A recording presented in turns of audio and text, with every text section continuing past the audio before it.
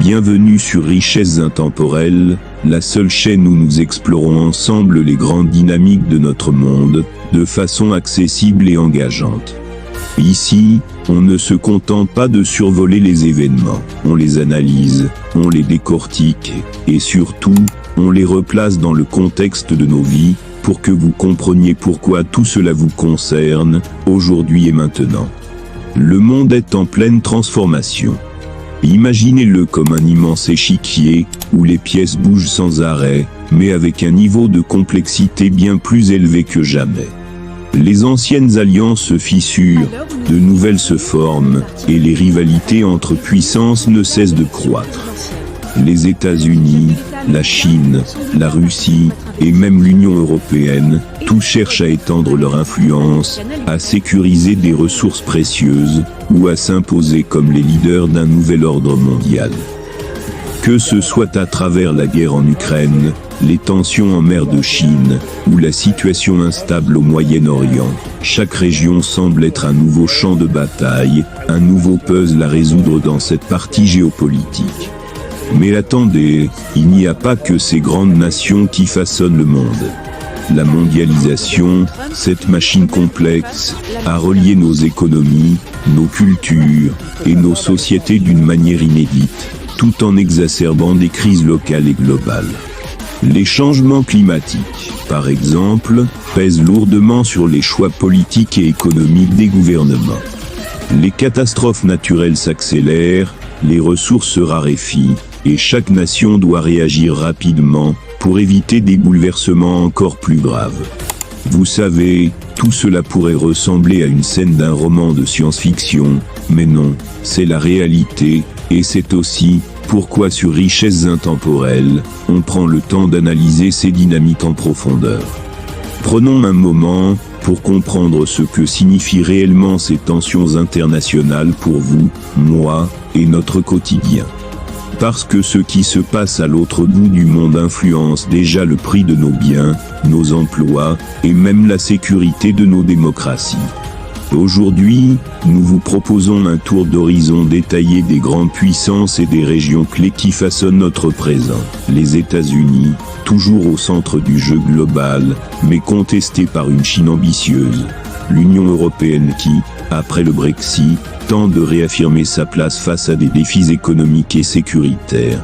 L'OTAN, résolue à contenir la Russie, notamment après son invasion de l'Ukraine.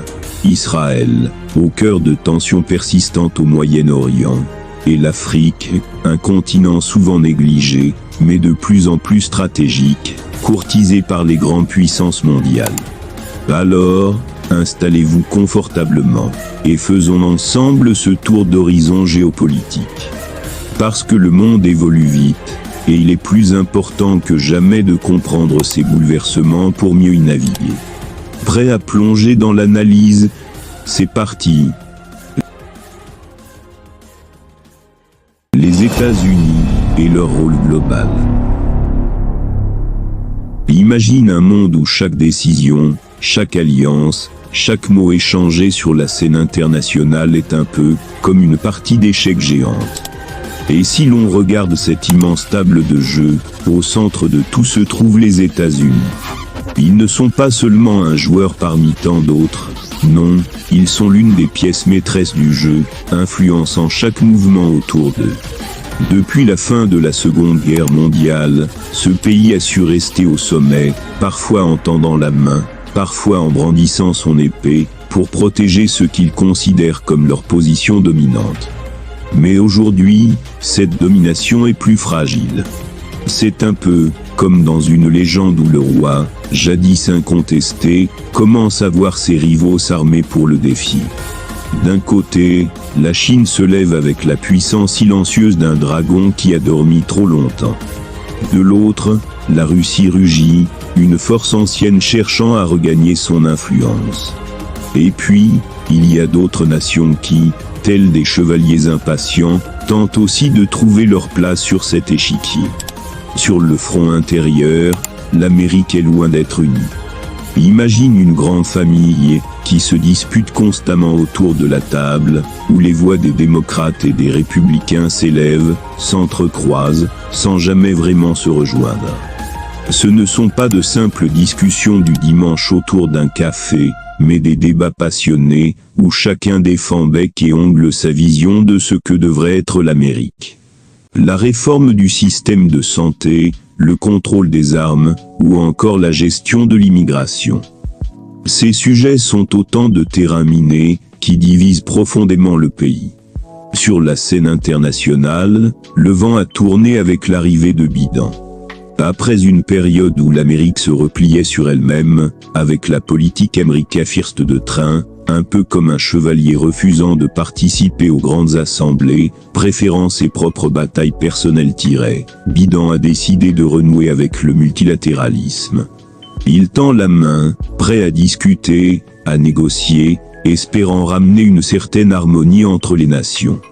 Mais si tu regardes de plus près, il y a une relation particulière qui se joue, presque comme une nouvelle version de la guerre froide. D'un côté, les États-Unis, et de l'autre, la Chine. On pourrait les imaginer comme deux colosses, chacun essayant de gagner l'ascendant, non pas par des coups d'épée, mais par des accords commerciaux, des avancées technologiques, et des divergences profondes sur les droits de l'homme. La question des Ouïghours, les tensions à Hong Kong, tout cela ajoute à cette danse complexe entre les deux nations. Et puis, il y a la Russie. Toujours présente, toujours en défi. La guerre en Ukraine, c'est comme un volcan qui menace d'exploser à tout moment, avec les États-Unis, et la Russie qui, dans une lutte silencieuse, continue de s'opposer, chacun traçant sa propre ligne rouge. Ainsi, le monde que nous voyons aujourd'hui est un champ de bataille d'idées, de pouvoir et d'alliances. Un univers où chaque acteur joue son rôle, mais où les États-Unis restent, pour l'instant, l'un des principaux architectes de cette symphonie parfois chaotique, parfois harmonieuse, de la géopolitique mondiale. L'Europe face aux crises internes et externes. Imagine un vaste continent, une mosaïque de cultures, de langues et d'histoires entremêlées. L'Europe est comme une tapisserie complexe, chaque fil représentant un pays avec ses ambitions, ses peurs et ses rêves. Depuis quelques années, cette tapisserie a été soumise à des tensions considérables, et certains fils commencent à se défaire. Après le Brexit, un des fils majeurs a été retiré, laissant un vide que l'Union européenne tente de combler, tout en s'efforçant de maintenir la cohésion entre ses 27 États membres. En interne, l'Europe ressemble à une famille qui traverse une série d'épreuves, un peu comme si elle subissait une tempête après l'autre. La pandémie de Covid-19 a joué le rôle de cette tempête inattendue, révélant des failles dans la solidarité entre les membres. Certains pays, plus fragiles économiquement, ont crié à l'aide, tandis que d'autres, plus robustes, ont tenté de rester à flot seuls. Imagine des voisins qui, face à l'orage, hésitent à partager leurs provisions, laissant transparaître leurs tensions profondes. Sur la scène mondiale, l'Union européenne tente de préserver son unité, mais ce n'est pas une tâche facile. La Russie, telle une ombre persistante à l'Est, continue de tester les limites de la patience européenne. La guerre en Ukraine a agi comme un électrochoc. Ce conflit a fait vaciller les certitudes européennes, notamment sur la question militaire. Pendant des décennies, la défense n'était pas le sujet favori de l'UE, mais face à la menace, les États membres ont dû se tourner vers l'OTAN, un peu comme un groupe de chevaliers qui, après avoir longtemps négligé leurs épées, se voient obligés de les dépoussiérer, et de se préparer pour la bataille. En parallèle, la crise énergétique a frappé l'Europe en plein cœur. La Russie, autrefois principal fournisseur de gaz, a commencé à fermer ses robinets, forçant l'Europe à se tourner vers d'autres horizons. C'est un peu comme si, du jour au lendemain, les habitants d'un château se retrouvaient sans bois pour se chauffer en plein hiver, contraints de chercher du secours auprès de royaumes lointains. Les États-Unis, avec leurs promesses de gaz, et d'autres nations productrices, se sont alors transformés en alliés précieux. Au milieu de cette tourmente, un chevalier ambitieux tente de se frayer un chemin. Emmanuel Macron, à la tête de la France, a décidé de porter le flambeau du leadership européen. Il rêve d'une Europe souveraine, capable de se défendre, de prospérer économiquement et de garantir son autonomie énergétique. Mais ce n'est pas si simple. Chaque pays a ses propres priorités, ses propres batailles à mener. Les nations de l'Est, comme la Pologne et les pays baltes, regardent avant tout vers l'Est, où la menace russe plane toujours. Pour eux, l'alliance avec les États-Unis et l'OTAN est cruciale, presque sacrée. Ce sont un peu comme ces guerriers qui, même en temps de paix, gardent leurs yeux rivés sur l'horizon, prêts à défendre leurs terres contre un danger imminent. Ainsi, l'Europe se retrouve à un carrefour, tiraillée entre la volonté de s'unir sous un même étendard et la réalité d'intérêts divergents. C'est une époque de transition, de réajustement, où chaque mouvement compte, et où la manière dont ces crises seront gérées pourrait bien définir l'avenir du continent. La Russie et la guerre en Ukraine.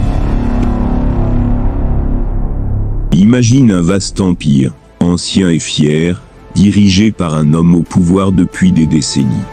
Vladimir Poutine, tel un souverain de l'ère moderne, regarde vers l'ouest et voit des menaces grandir sur ses frontières. Pour lui, l'Ukraine, cette terre au carrefour de l'Europe et de la Russie, est bien plus qu'une simple voisine. C'est un territoire avec lequel la Russie partage une histoire longue et complexe, une région que Moscou a toujours considérée comme faisant partie de son étranger proche. Quand l'OTAN commence à se rapprocher, c'est comme si les murs du château russe se resserraient. Poutine décide alors d'agir. En février 2022, il lance une invasion que beaucoup pensaient impossible. La guerre éclate, et ce n'est plus seulement un conflit entre deux nations. Rapidement, c'est tout l'Occident qui entre dans l'arène, non pas en combattant directement, mais en soutenant massivement l'Ukraine avec des armes, des sanctions économiques contre la Russie, et une diplomatie acharnée. Pour la Russie, cette guerre représente une bataille existentielle. Moscou voit en l'Ukraine non seulement un voisin stratégique, mais aussi une ligne de front, contre ce qu'elle perçoit comme une menace occidentale grandissante. Il faut imaginer la Russie comme un vieux lion entouré de plus jeunes prétendants. Alors que ces derniers s'étendent, lui se bat pour préserver son territoire et son influence. Mais cette lutte a un prix. Les sanctions internationales, qui pèsent lourdement sur l'économie russe, sont comme une chaîne invisible, ralentissant chaque mouvement de la Russie. Pourtant, malgré ces obstacles, le lion ne se couche pas. Poutine, imperturbable, continue d'avancer, même face aux pertes humaines et matérielles colossales. Et dans cette tourmente, un allié inattendu se rapproche, la Chine. Avec l'isolement croissant de la Russie sur la scène internationale, Pékin devient un partenaire essentiel, offrant une bouée de secours économique, un peu comme un vaisseau amical, qui apporte des vivres à un château assiégé. En face, l'Ukraine ne se laisse pas faire. Volodymyr Zelensky, ancien acteur devenu président, se révèle être un leader charismatique et résistant. Ses discours enflammés, ses appels à la liberté, résonnent bien au-delà des frontières ukrainiennes. Soutenue par l'OTAN et l'Union européenne, l'Ukraine est devenue un symbole de la lutte pour la souveraineté face à une superpuissance. C'est un David contre Goliath moderne, où chaque arme envoyée par l'Occident renforce un peu plus la résistance ukrainienne. Mais malgré toute cette assistance, le conflit s'enlise. C'est un peu comme une bataille où, après chaque charge, les combattants se retrouvent à nouveau face à face, épuisés, mais toujours déterminés. La guerre est loin d'être terminée, et chaque jour qui passe redessine un peu plus la carte géopolitique de l'Europe. Les frontières sont en jeu, les alliances sont testées, et l'issue de ce conflit pourrait bien changer le visage du continent pour les décennies à venir. Ce récit d'un continent en pleine mutation, où le destin de millions de personnes est suspendu aux décisions de quelques dirigeants, nous rappelle à quel point l'histoire est vivante, dynamique et incertaine. Le Moyen-Orient, Israël et ses défis. Imagine une petite nation, Israël, au cœur d'un désert qui bouillonne d'histoire, de passion et de conflits. Depuis sa création, ce pays est comme une forteresse entourée de défis géopolitiques, chaque pierre de ses murs marquée par des batailles passées, présentes et futures. Israël, 16 chevaliers vigilants, toujours sur ses gardes, regardant au loin les menaces qui pourraient s'abattre à tout moment. Le conflit israélo-palestinien est l'un des fardeaux les plus lourds que porte cette nation. Ce n'est pas seulement un différend territorial, c'est une lutte qui touche à l'identité, aux racines profondes de deux peuples. Bien que des accords historiques, comme ceux des accords d'Abraham, aient permis à Israël de se rapprocher de certains de ses voisins arabes, comme les Émirats arabes unis et Bahreïn, le problème palestinien reste une épine profondément enfoncée. Jérusalem, cette ville ancienne, au cœur de 3 grandes religions, continue d'être un point de friction majeur. Chaque décision autour de cette cité est comme un coup d'épée, dans une bataille où personne ne veut céder. Parallèlement, dans l'ombre, une autre menace grandit. L'Iran, avec ses ambitions régionales, est devenu le rival le plus redoutable d'Israël. Imagine 2 seigneurs puissants, chacun cherchant à dominer le même territoire, avec des alliés dispersés tout autour.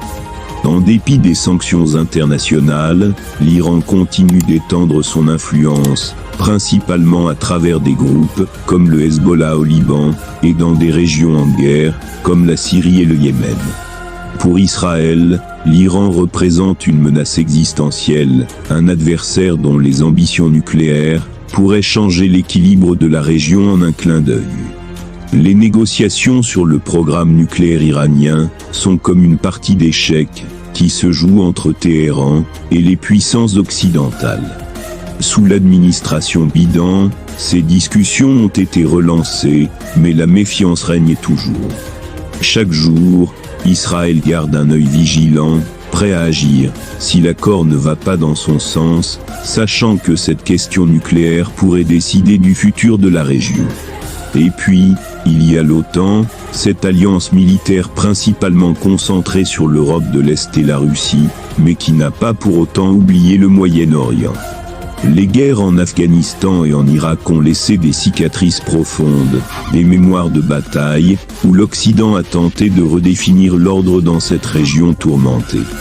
Aujourd'hui, l'OTAN reste en retrait, mais son regard ne quitte jamais vraiment cette région, où chaque étincelle pourrait rallumer de vieux conflits. Ainsi, Israël se trouve à la croisée de multiples chemins. D'un côté, elle cherche à renforcer ses nouvelles alliances avec les pays arabes, espérant une paix durable. De l'autre, elle se prépare à une confrontation potentielle avec l'Iran, tout en sachant que la question palestinienne reste une épée de Damoclès suspendue au-dessus de ses ambitions de stabilité régionale. L'Afrique, un continent stratégique en pleine mutation. Imagine un continent vaste et riche, où les paysages s'étendent des déserts arides aux jungles luxuriantes, abritant une incroyable diversité de peuples, de cultures et de ressources naturelles. Ce continent, c'est l'Afrique, longtemps perçue comme une région périphérique, dans les jeux de pouvoir mondiaux, mais aujourd'hui, elle est devenue le théâtre d'une bataille silencieuse entre les plus grandes puissances du monde. L'Afrique est comme une mine d'or géopolitique. Chacune de ses ressources naturelles, du pétrole au cobalt, en passant par les diamants et les terres rares, attire les regards avides des acteurs mondiaux. La Chine, la Russie et les États-Unis ont tous compris qu'en contrôlant ces richesses, ils pourraient non seulement alimenter leurs économies, mais aussi étendre leur influence stratégique. Imagine un terrain de chasse, où chaque grande puissance envoie ses meilleurs éclaireurs pour gagner la faveur des dirigeants locaux. La Chine, en particulier, a déployé une stratégie impressionnante. Avec son initiative des nouvelles routes de la soie, elle tisse une toile d'infrastructures à travers tout le continent. Autoroutes, chemins de fer, ports, ce sont les nouvelles artères économiques qui relient les villes africaines aux marchés mondiaux. Pour beaucoup d'Africains, la Chine est devenue ce bâtisseur infatigable, transformant des villes en métropoles modernes. Mais derrière ces projets pharaoniques, il y a aussi une forme de dépendance économique croissante, car chaque prêt, chaque construction, rapproche un peu plus ces pays de l'influence politique chinoise. Pendant ce temps, la Russie agit différemment. Moscou, avec son approche plus brute, a surtout renforcé ses relations militaires avec des régimes africains. Dans certains pays, comme la Centrafrique, des mercenaires du groupe Wagner, cette mystérieuse force paramilitaire russe, sont présents, soutenant des gouvernements fragiles et étendant l'emprise de la Russie sur des zones stratégiques. C'est un jeu d'échecs subtil, où chaque coup est calculé pour renforcer les positions de la Russie dans ce vaste échiquier africain. Mais l'Afrique, ce n'est pas qu'un champ de bataille pour les grandes puissances. En interne, le continent fait face à ses propres défis. Des conflits armés éclatent régulièrement, créant un climat d'insécurité dans de nombreuses régions. Le Sahel, par exemple, est devenu une véritable poudrière, où les groupes djihadistes prolifèrent. Imagine une étendue de sable brûlant, où chaque village peut, du jour au lendemain, tomber sous le contrôle de combattants armés, semant le chaos et la peur parmi les populations locales. Les crises climatiques viennent encore aggraver la situation. Dans certaines régions, les sécheresses sont si fréquentes que les terres autrefois fertiles se transforment en désert.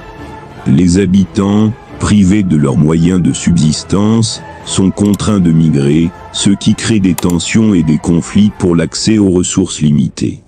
C'est un peu comme si la nature elle-même décidait de se rebeller, poussant les peuples à se battre pour survivre dans des conditions de plus en plus extrêmes. Ce tableau complexe d'une Afrique en pleine mutation montre que le continent est bien plus qu'un simple acteur passif sur la scène mondiale. Il est au cœur des nouvelles rivalités entre l'Occident, la Chine et la Russie. Ces puissances, chacune avec leur propre ambition, redessinent les équilibres mondiaux tout en influençant les trajectoires de l'Afrique. Mais l'Afrique, avec sa résilience et son dynamisme, est aussi capable de tracer son propre chemin. Elle est à la croisée des chemins, entre défis internes et pressions externes. Et si le futur reste incertain, une chose est sûre, ce continent en pleine mutation sera l'un des piliers du monde de demain.